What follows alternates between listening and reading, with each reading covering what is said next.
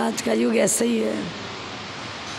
मंगलम भगवान वीरो मंगलम गौतमो गणी मंगलम कुंद कुंदाद्यो जैन धर्मोस्तु मंगलम सर्वमंगल मांगल्यम सर्वकल्याणकारकम प्रधानम सर्वधर्मानां जैनम जयतु शासनम जैनम जयतु शासनम। जय बोलो श्री अनंतानंद परम सिद्ध भगवान की, 1000 श्री चिंतामणि पार्श्वनाथ भगवान की, परम पूजाचार्य श्री आदि सागर जी महाराज की, परम पूजाचार्य श्री शांति सागर जी महाराज की, परम पूजाचार्य श्री कुंतु सागर जी महाराज की, परम पूज्य प्रथम गणनियारिका रत्न श्री 105 विजयमती माता जी की, जैन धर्म की जिनवानी माता की, यश्चक्रवर्ती भुवि पंचमो भुज श्रीनंदनो द्वादशको गुणानां निधि प्रभु षोडशको जिनेन्द्रस तम शांतिनाथम प्रणमामि वेदात् तम शांतिनाथम प्रणमामि वेदात्। 8:30 में तो मुश्किल ही है, 8:45 टाइम रखो, कोई नहीं आते हैं 8:30 में। चलो जो है सो ठीक है। परीक्षा मुख ग्रंथ में माणिकचंद्र आचार्य लिखते हैं, जीव द्रव्य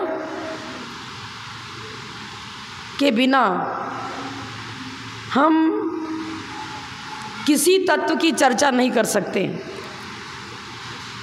जीव तत्व के बिना अन्य द्रव्य प्रमेय बन ही नहीं सकता। प्रमेय माने ज्ञान का विषय, जानने वाला कौन? जीव। अन्य पदार्थ में चेतना शक्ति है ही नहीं। तो द्वादशांग की पूरी रचना का पूरे सेंटर कौन हो गया? जीव द्रव्य।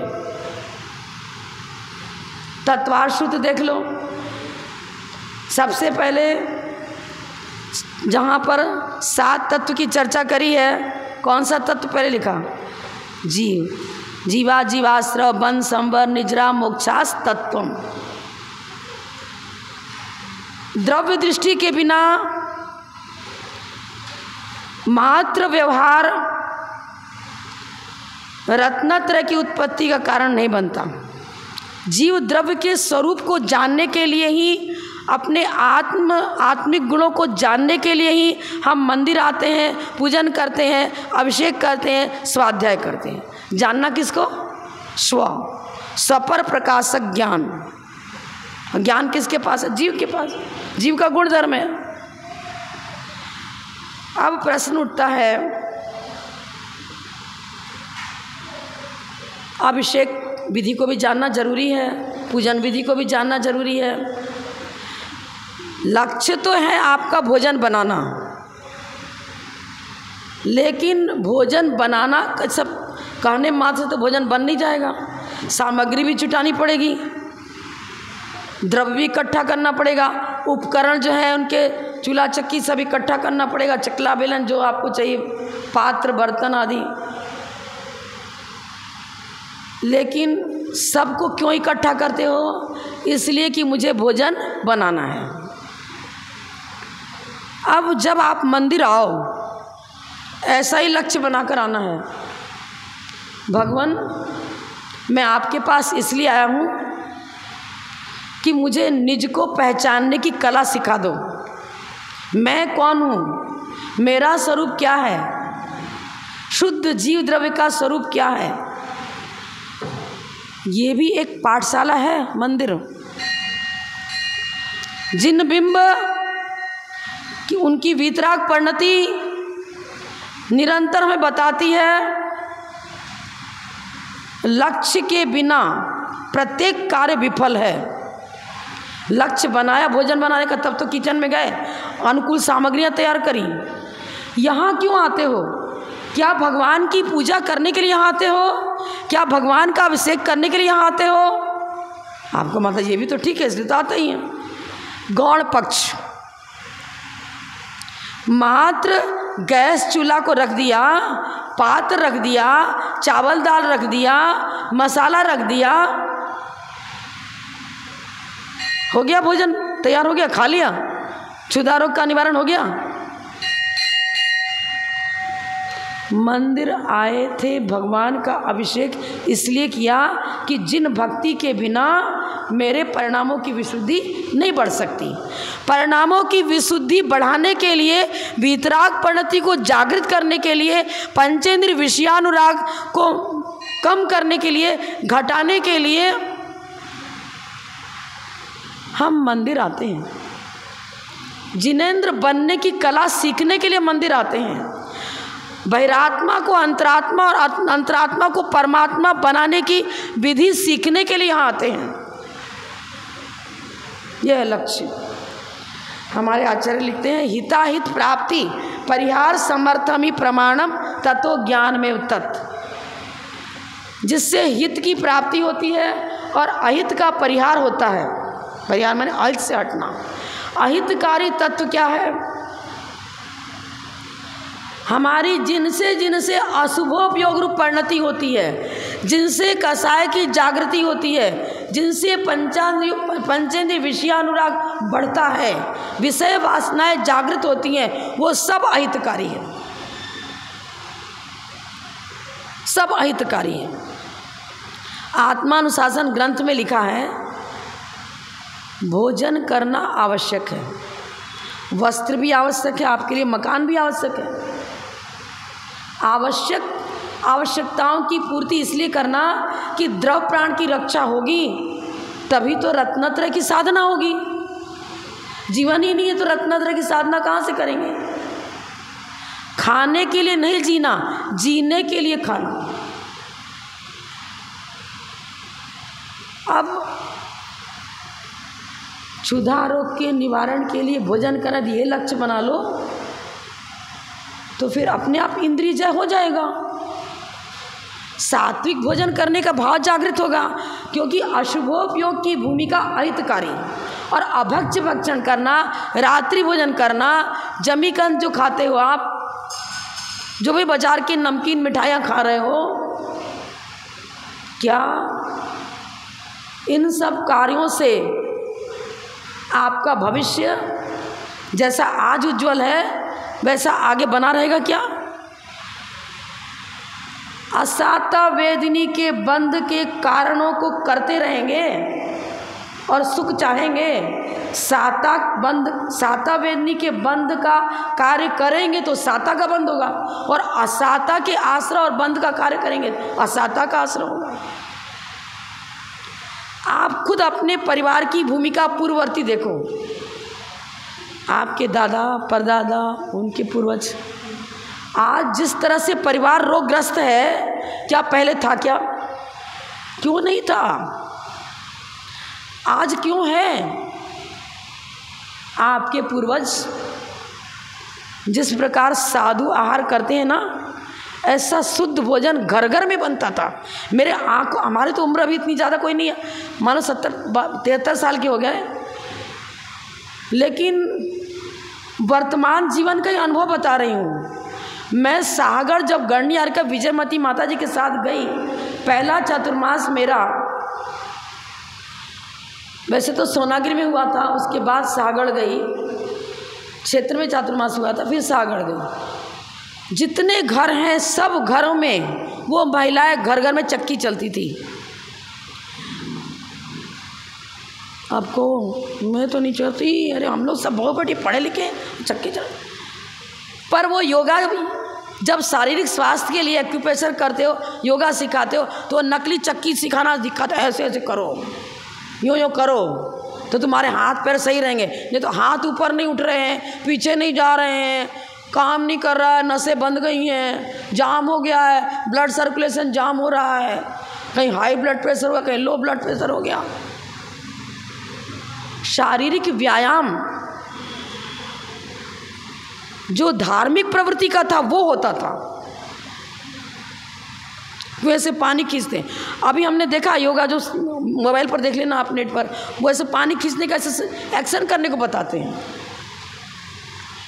बताओ प्राचीन संस्कृति, भारतीय संस्कृति, जैन संस्कृति यही जीने की कला सिखाती है। यही हमें ये सिखाती है कि हितकारी तत्व क्या है, अहितकारी तत्व क्या है। ये पाश्चात्य संस्कृति लौकिक सुख सुविधाओं की ओर क्या कर रहा है, दौड़ रहे हैं हम, और शरीर के प्रत्येक पार्ट्स लॉक होते चले जा रहे हैं। कभी हार्ट अटैक, कभी किडनी फेल, कभी ये फेल, कभी कुछ कभी कुछ। घरेलू काम जैसे होता था उसमें धर्म की रक्षा भी होती थी, शारीरिक स्वास्थ्य भी सही रहता था। अपने हाथ से गाय भैंसों का दूध निकालते, अभी तो नकली सिखाते, ऐसे ऐसे करो, ऐसे ऐसे करो। एक्यूप्रेशर हो, अंगूठा अंदर जाएगा, ये क्या हो रहा है। शुद्ध भोजन बनाते थे, शुद्ध भोजन खाते थे, और कहीं से अचानक भी साधु आ गए तो द्वारापेक्षण तैयार है, खड़े होते थे नियम से द्वारापेक्षण के लिए, कर्तव्य का पालन करते थे, विशुद्धि बढ़ती थी, सात्विक भोजन था, निरंतर साता का ही बंद होता था। अब सब तामसिक भोजन, राजसिक भोजन। राजसी भोजन विलासिता को जन्म देता है, तामसिक भोजन नरक और तिर्यंक चायु के बंध का कारण बनता है। अभक्ष भक्षण। चत्वारो नरकद्वारम प्रथमम रात्रि भोजनम, चत्वारो नरकद्वारम, उसमें प्रथमम रात्रि भोजनम लिखा। क्या है, क्या करें, सर्विस ऐसा है, दुकान ऐसी है। हम लोग छोटे छोटे थे ना तो ठीक है, दुकान तो शाम को बंद नहीं होगी, ग्राहक तो प्राय करके शाम को आते हैं, रात्रि को। तो घर में जो बच्चे लड़कियां हैं ना, वो सब टिफ़िन लेके अपने अपने पापा को पहुंचाती थी दुकान पर, टिफ़िन लेके जाते थे। दोपहर का भी भोजन किसी न किसी की तरह दुकान में ही पहुँचाया जाता था, शाम का ही पहुँचाया जाता था, लेकिन रात्रि भोजन नहीं करते थे। अपनी भवावली को सुधारो।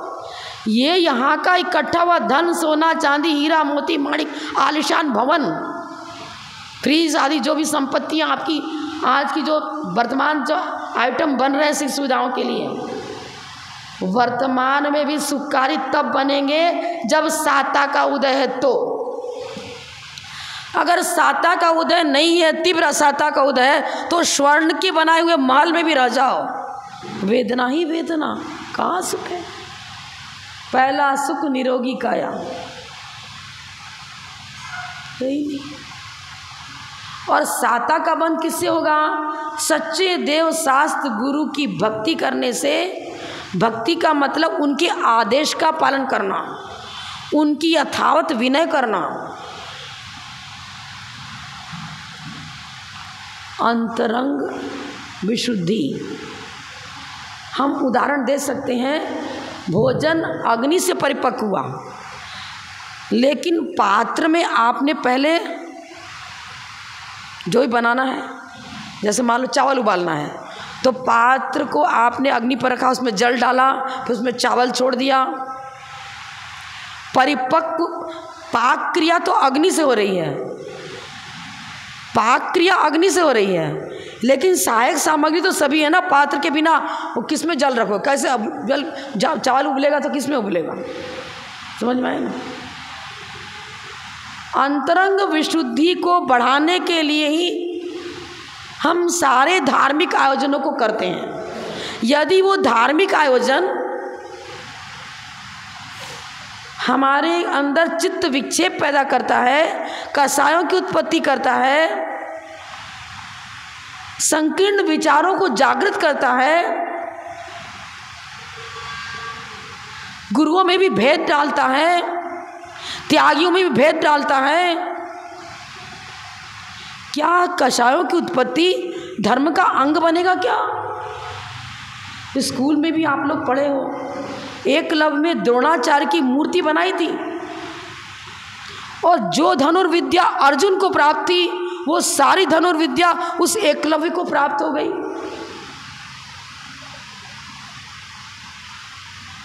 पाषाण को भी भगवान मान लिया,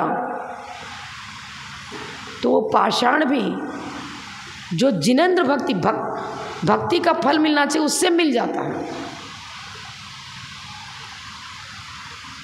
पाषाण कोई भगवान मान लिया, एक दृष्टांत है, थ्योरी मत समझ लेना इसे, समझ में आया? यदि ऐसा नहीं होता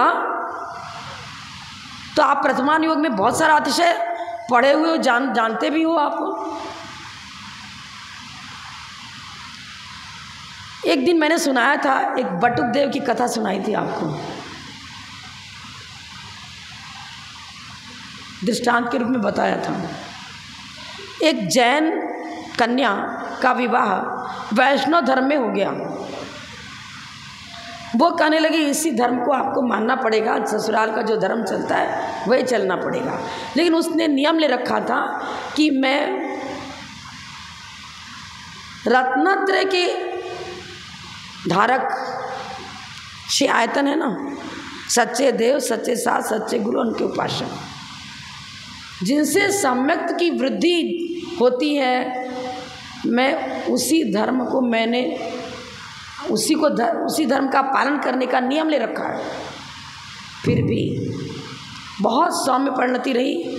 ससुराल में पूरा सास ससुर की सेवा करना, सारा घर का काम करना, जो भी उसने काम बताया हर प्राणी के प्रति सेवा भाव उसका था। अब सास कहने लगी रात्रि में भोजन करना पड़ेगा, मेरे आमनाय की तो यही रीति है, हम लोग सब रात में ही खाते हैं। हिंदू धर्म हो, कोई भी धर्म हो, किसी भी धर्म में रात्रि भोजन का विधान नहीं है। चाहे कृष्ण जी को पूजो, चाहे रामचंद्र जी को पूजो, वो कृष्ण जी भी तो नेमीनाथ के चचेरे भाई थे, जैन धर्मावलंबी थे। रामचंद्र जी मांगी तुंगी से मोक्ष गए। कुछ भी ले लो, ये वर्तमान की बनाए हुए कृत्रिम थ्योरियों को रखते हैं, सिद्धांत को रखते हैं। अनादिकालीन धर्म, चाहे किसी भी धर्म को ले लो, सब में नीतियाँ एक जैसी हैं। शुद्ध खान पान की व्यवस्था सभी धर्म में बताई है, लेकिन उसको बदल दिया आज के आधुनिक लोगों ने। आधुनिकता में डलते डलते सारे सिद्धांतों को बदलने की चेष्टा कर रहे हैं हम। क्या हुआ? उसने कहा ठीक है, आपकी आज्ञा का पालन, मुझे यदि शाम को भोजन नहीं मिलता तो कोई बात नहीं, मैं आपको सेवा करूंगी, जिस घर में आई हूँ अपने परिवार को तकलीफ नहीं देने दूंगी। सासू ने सोचा कितने दिन भूखी रहेगी, देखती हूँ, 1 दिन 2 दिन 3 दिन 5, कितने दिन भूखी रहेगी। वो तो निरंतर नमोकार मंत्र का चिंतन करती, जिनेंद्र भगवान का स्मरण करती, 24 तीर्थंकरों का ध्यान करती। भगवान मेरे धर्म के रक्षक आप ही हो, आपके द्वारा ही जिन शासन की प्रभावना तीर्थंकर प्रकृति का बंद किया आपने हुई, मैं आपका स्मरण करती हूँ, आपकी भक्ति करती हूँ, मेरा संकट भी अवश्य दूर होगा। उसी मंदिर में बैठी है। क्या कृष्ण जी तीर्थंकर प्रकृति का बंद नहीं किए? क्या मालूम है ना, आगे तीर्थंकर होने वाले हैं भाभी। कोई भी नाम ले लो, जिस नाम के अंदर सहस्त्र नाम में जो नाम गर्भित है, उसमें सब में जिनेंद्र देव की उपासना चल रही है, सब में जिनेंद्र देव की उपासना चल रही। शंकर, सम माने शांति को, कर माने देने वाले, अतीन्द्रिय सुख शांति को देने वाले शंकर नाम सहस्त्र नाम में आया है।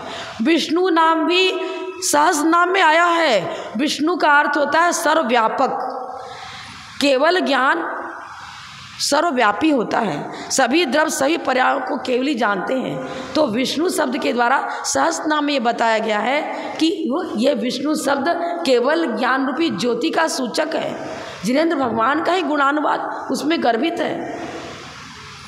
ज्ञानी थी, तत्व ज्ञानी थी वो कन्या। क्या हुआ? उसकी सास शाम को प्रतिदिन आरती करती अपने इष्टदेव की। आरती कर रही थी, करते करते जिस इष्टदेव की आरती कर रही थी उसी से आवाज निकली, कुष्टि भवा कुष्टि भवा कुष्टि भवा। 3 बार मूर्ति में से आवाज निकलती है। कांपने लगती है, वो गिर जाती है और पूरे शरीर में कुष्ठ गलित रोग हो जाता है। किसी भी धर्म में किसी प्राणी को भूखा रखना, पशु पक्षियों को भी भूखा नहीं रखते हैं। और जैन लोगों को भी हमने देखा है, बाहर निकलते हैं, हरी घास खरीदते हैं और फिर जितनी गाय रास्ते में मिलती है उसको चारा डालते हैं, पक्षियों को चारा डालते हैं। क्या सास बहू का व्यवहार, कोई भी धर्म ले लो, क्या ये सही है क्या कि बहू को भूखा रखना, पीड़ा देना? धर्म का मतलब दया, करुणा, अहिंसा। क्रिश्चियनों को देख लो, बड़ा बड़ा हॉस्पिटल खोल रहे हैं, दीन दुखियों को वहाँ फ्री उसका इलाज करते हैं, ये रक्षण करते हैं। दया धर्म का मूल है। इस दया धर्म का पालन करने की कला ही सभी धर्मों में सिखाई जाती है। किसी में न्यूनता है, किसी में विषमता है, लेकिन लक्ष्य सबका यही है। विषमता हमने डाली है, धर्म अपने आप में विषम नहीं है। ब्रांच अहंकार और ममकार को लेकर खुलते हैं।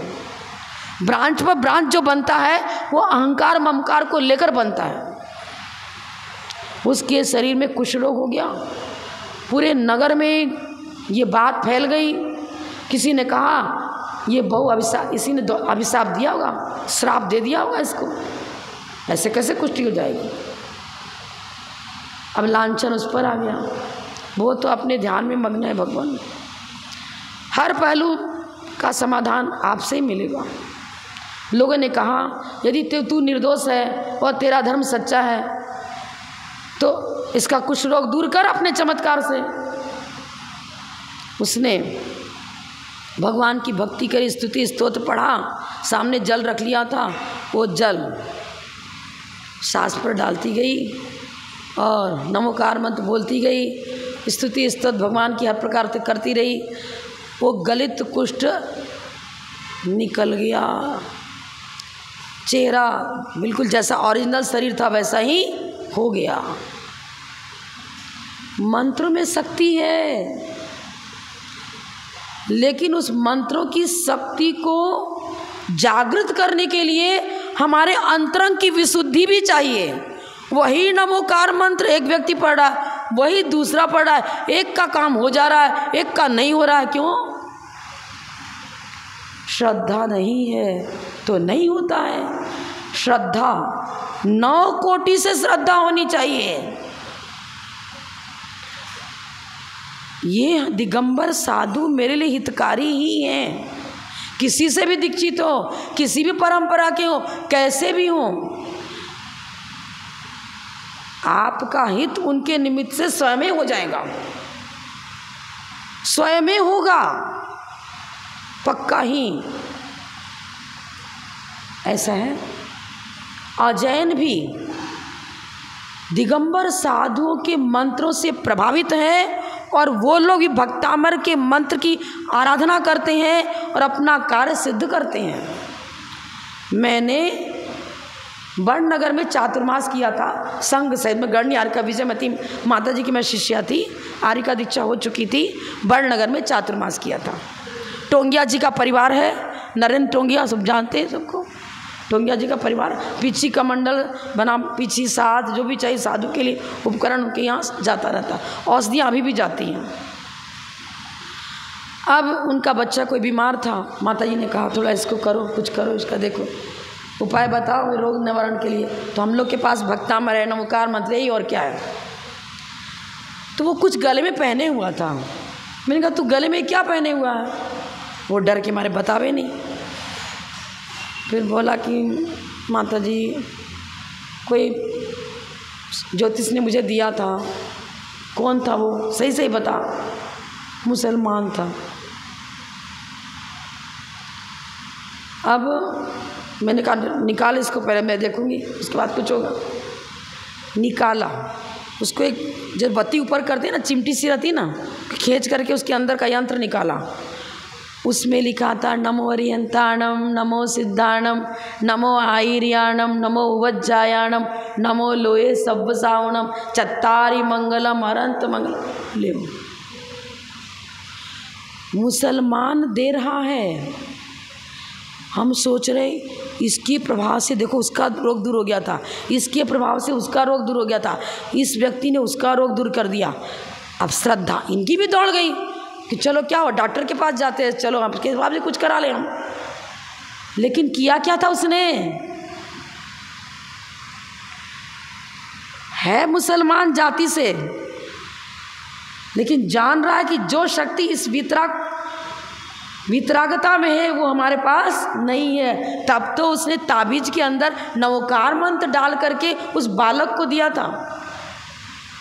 अब क्या हो गया, उसमें हल्का हल्का सा नज़र आ रहा था। पहले तो दिया था जब बिल्कुल सही स्थिति चल रही थी, लेकिन पानी उनी चला जाने से कुछ उसकी अक्षर वगैरह विकृत हो गए। मिलो कहीं दिख रहा कहीं नहीं दिख रहा, इसलिए फिर वापस उसका रोग बढ़ने लगी। पहना था उसने, पर श्रद्धा से पहना था, क्योंकि इसने अनेकों के रोग दूर किए। तो क्या श्रद्धा थी उसकी? इसने अनेकों का रोग दूर किया है तो मेरा रोग भी ये दूर करेगा ही। डॉक्टर है, आँख का स्पेशलिस्ट है, अनेकों का ऑपरेशन किया और सबका मोतियाबिंद ठीक हो गया। अब आप सोचते हो अनेकों का ठीक हो गया, हम भी यही ऑपरेशन कराएंगे, मेरा भी मोतियाबिंद यही ठीक होगा। व्यक्ति महत्वपूर्ण नहीं है, उसके कार्य का जो फलादेश है वो महत्वपूर्ण रहा। कार्य किसका रहा? नमोकार मंत्र का रहा। गणियार का विजयमती माता जी बताती थी, अचानक नदी में बाढ़ आ गई और एक व्यापारी था, उसके पास कीमती माल था, कुछ सोने के पीस भी थे, हीरा मोती माणिक भी थैले में भरा था। अब जाना तो था उस पार, कैसे जावे? नदी में बाढ़ आ गई, तेज उत्ताल तरंगे उठ रही हैं, क्या करना? उसको एक दिगंबर साधु ने बताया था, अजैन था, कि जब भी तेरे ऊपर संकट आवे तो तू नमोकार मंत्र का चिंतन करना और माइंड पॉजिटिव बनाना। भगवान तुम ही मेरी रक्षा करो, इस संकट से रक्षा आपने सबकी करी, पहले करते रहे और आप भी करते हो। आप ही मेरे तरण तारण हो, आप ही प्रभु हो, मेरी रक्षा करो। उसने बिल्कुल एकाग्रता पूर्वक नमोकार मंत्र का चिंतन किया। पानी की जो लहरें हैं शांत होती चली गई, शांत होती चली गई, और वो व्यक्ति उस गहरे पानी में ही पैर रख करके निकल, जहाँ जहाँ वो पैर रखता था वहाँ का पानी हटता चला जाता था और अपने आप लहरें इधर, और उसको मार्ग मिलता चला गया और उस किनारे लग गया वो। तो अब जो जैनी खड़े थे वो कहे कि अरे मेरे को भी ले चल, मेरे को भी। तू क्या कर रहा है? अरे मैं तो ये मंत्र पढ़ रहा हूँ, मेरे को दिगंबर साधु ने मंत्र दिया था। अरे मैं तो जैनी हूँ, तो रोज़ मैं जाप करता हूँ। तो तुम रोज़ जाप करते हो तो आ जाओ करो। लेकिन उनके साथ वो कार्य नहीं हो पाया, घबरा गए, नहीं उतर पाए। तरंगे वैसी की वैसी तरंगे उठने लग गई। वो तो आगे बढ़ रहा है, पीछे वापस जलधारा मिल जा रही है बहुत तेजी। क्यों? अरे आप माता जी क्या बताते हो मेरे को? हम तो आपके पास कुछ विशेष कार्य के लिए आए थे, कुछ विशेष चीज़ चाहिए था, आप तो मुझे नमोकार मंत्र दे रहे हो। ये तो मेरे घर के चूहा बिल्ली भी जानते, सब जानते हैं, आप क्या बताते हो? क्या बताएं? ये तो मैं जानता ही हूँ, जो जानता हूँ उसी को तो आप बता रहे हो। फिर क्या हुआ आपके पास आने से? जानते हो पर मानते नहीं हो, श्रद्धा नहीं रखते। श्रद्धा करी थी सीता ने, मनोरमा ने, अनंतमती ने। 6 महीने की बालिका, क्या तत्व ज्ञान, पूर्व के संस्कार, भव के संस्कार, उसके पास पुण्य वर्गणाएँ थी। जब जब उस पर कुछ लोगों ने उसके शील को भंग करने का प्रयत्न किया, तब तक शासन देवी देवता प्रकट हो गए और उसकी रक्षा करी। उपादान तो उसका पुण्य था, लेकिन निमित्त तो कोई ना कोई बना। धर्म के रक्षक शासन देवी देवता होते हैं। शासन देवी देवता रक्षक।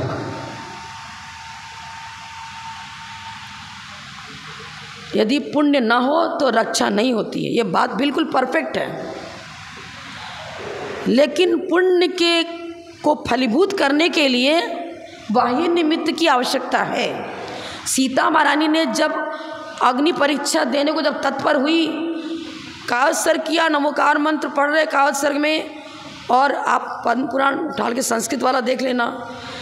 यदि मेरा शील निर्मल है, 9 कोटि से मैं अपने शील में विशुद्धि को लिए हुए हूँ, तो हे अग्निदेव तुम मुझे नहीं जला सकते।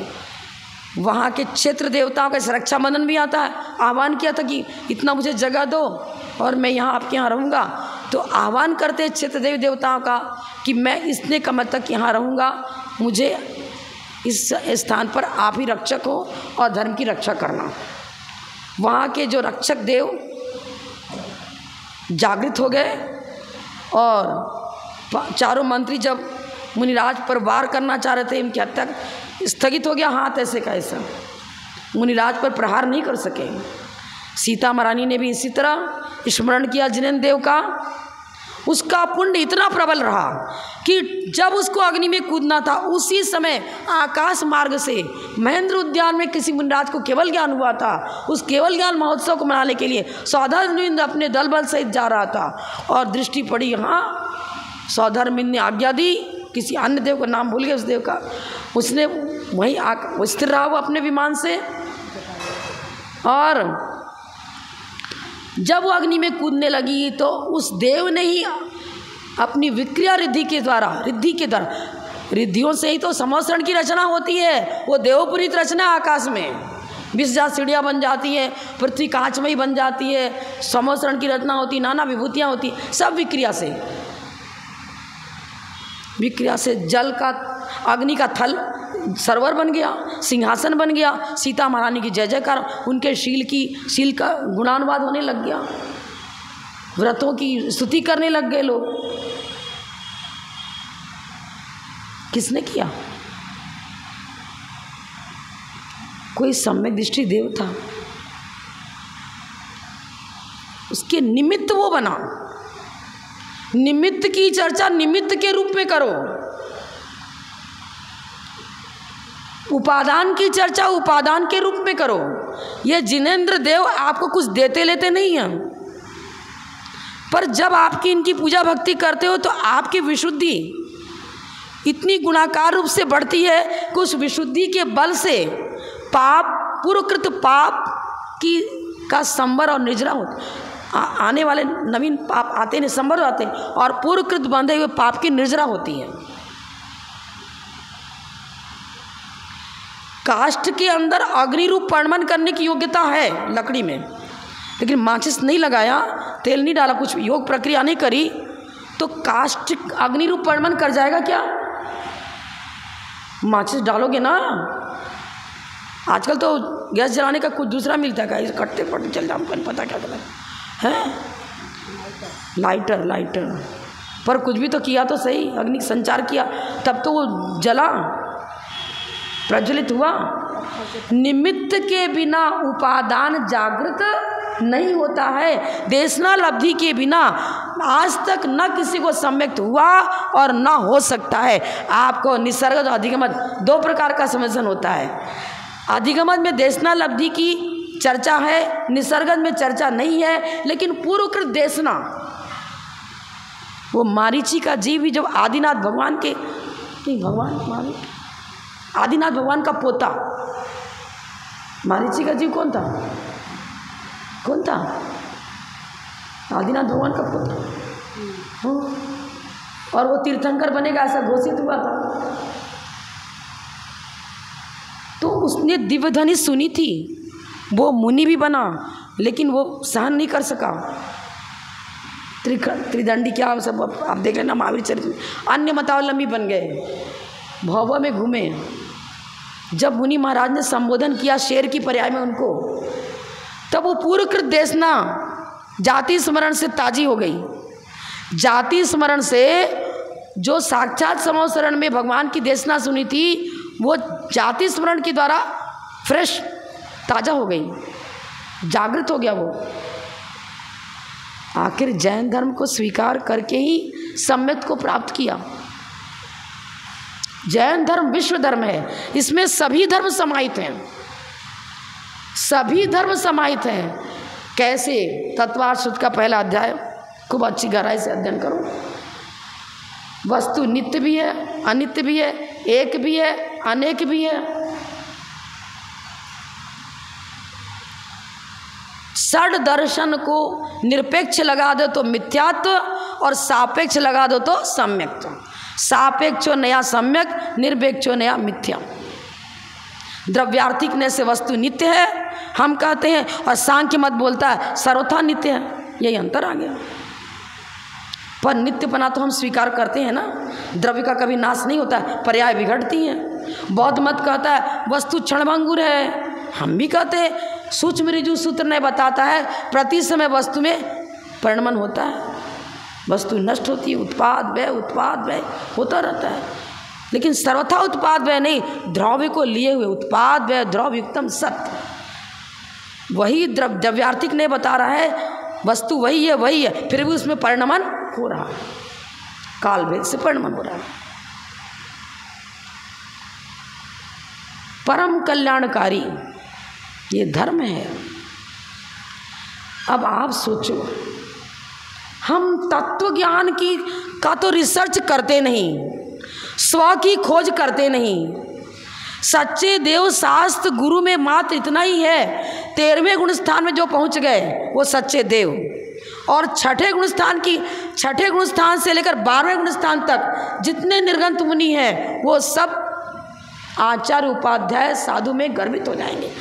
आचार्य माने अपने मुनि संघ में नायक, आज दीक्षा 36 मूल गुणों के धारी है तो निग्रंथी, उपाध्याय भी निग्रंथ है, साधु भी निग्रंथ है, आचार्य भी उस श्रेणी आरोहण करके 12वें गुण स्थान तक पहुंचते हैं, लेकिन उनका उपयोग इस आचार्य पद की तरफ नहीं है। विशुद्धि बड़ी, घात्या कर्म नष्ट किया, बन गया केवली।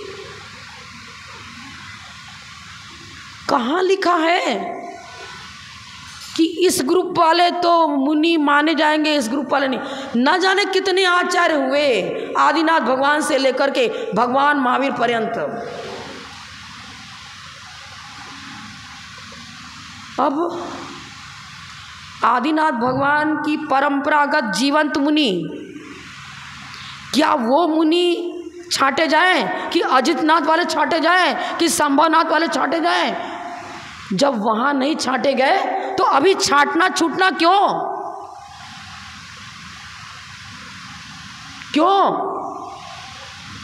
आपकी अंतरंग स्थल में ये भावना चलनी चाहिए, जो छठे गुण स्थान वर्ती 7वें गुण स्थान मुनि है सब मेरे लिए वंदनीय है। नमो लोए सब सावनम, नमो आयर्याणम।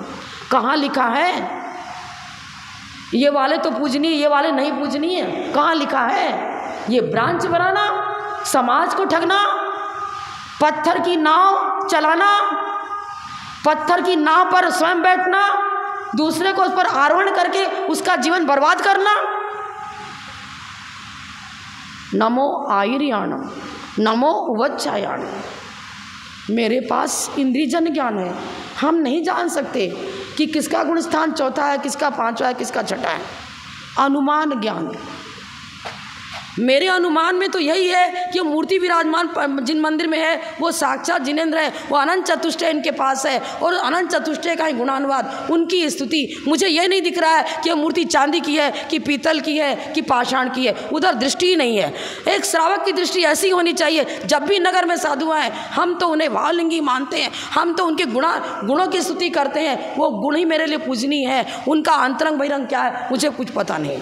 मैं तो ये नहीं देख रहा हूँ कि पीतल की मूर्ति है कि सोने की है कि चांदी की है कि पाषाण की है, मुझे तो साक्षात अनंत चतुष्टय नजर आ रहा है, वो उनका केवल ज्ञान ही नजर आ रहा है। इसी तरह मुनि के अंदर वही नजर आना चाहिए। इस प्रकार की दृष्टि रहेगी तो आपका गुणस्थान बढ़ेगा, आपकी संवर और निजरा होगी। अगर छाना बीने में लग गए तो समाज को बर्बाद करना, देश को बर्बाद करना, धर्म को बर्बाद करना। पंचम काल में यही दृष्टि, भेदभाव की दृष्टि क्या करेगी? कितना भी पूजन पाठ कर लो, अंतरंग की जो कषाय पनप रही है वो नहीं मिटेगी। जहर को उगलोगे, मान लो कीचड़ है बहुत सारा, उस पर कस्तूरी डाल दी, बहुत सारा सुगंधित केसर पटक दिया, वो केसर कीचड़ बनेगा? कीचड़ केसर नहीं बनेगा, कीचड़ केसर नहीं बनेगा। कढ़ा भर के दूध है, एक बूंद विष का डाल दिया, वो तो कम मात्रा में था, वो विष दूध रूप परमन करना चाहिए। किया क्या? जहरीला तत्व कौन है? हमारा अंतःस्थल को विषाक्त करने वाला कौन है? परंपरा, रूढ़ी, 13 पान, 20 पान, फलाना डिकना, ये अमुक गुरु, ये अमुक गुरु नहीं, ये मेरे गुरु, ये तेरे गुरु, ये फलाने गुरु, ये ब्रांच, क्या है ये विषैला तत्व जीवन भर में की हुई पुण्य अर्चना को विषाक्त कर देगा। भरे हुए कड़ाव के दूध को एक बूंद विष विषाक्त कर देता है। इसी प्रकार जीवन भर का दान पुण्य किया हुआ साधना को विषाक्त करने वाली कड़ी विषैला तत्व को ये है। तो ये भेद विवक्षा संग्रह, नैगम ने, संग्रह ने, व्यवहार ने आत्मिक गुणों में भेद विवक्षा पूर्वक परिचय देता है, ब्रांच नहीं बनाता। आत्मा के अंदर ज्ञान, दर्शन, सुख, वीर सब कुछ है। अब व्यवहार ने बताएगा ज्ञान किसे कहते हैं, सम्यक ज्ञान का स्वरूप क्या है, मिथ्या ज्ञान का स्वरूप क्या है, समदर्शन किसे कहते हैं, भेद विवक्षा ये है।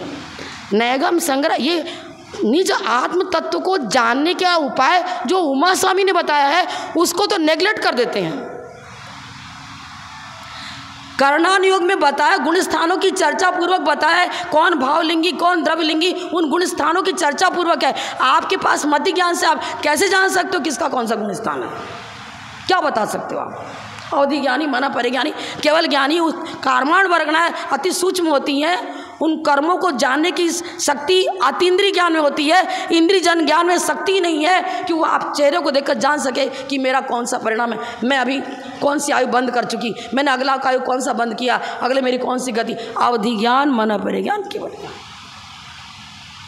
अवधि ज्ञानी न होते हुए भी, स्नातक न होते हुए भी हैं 4वीं क्लास के 5वीं क्लास के विद्यार्थी और एग्जाम कॉपी जांच रहे हैं 13वीं क्लास की कक्षा का। दंभ, महादंभ, महाअहंकार, ज्ञानम पूजाम कुलम जाति बल वृद्धिम तपो बपु अष्टावासित स्मय माहुर गतस्मया, ये मद जहरीला तत्व है।